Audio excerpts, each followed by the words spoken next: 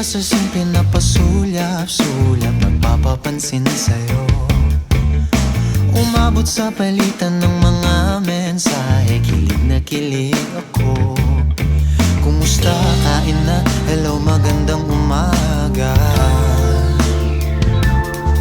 Ingat ka, pahinga, huwag kang masyadong magpupuyat pa. Naramdaman ng puso na dahan-dahan akong nahuhulog sa'yo.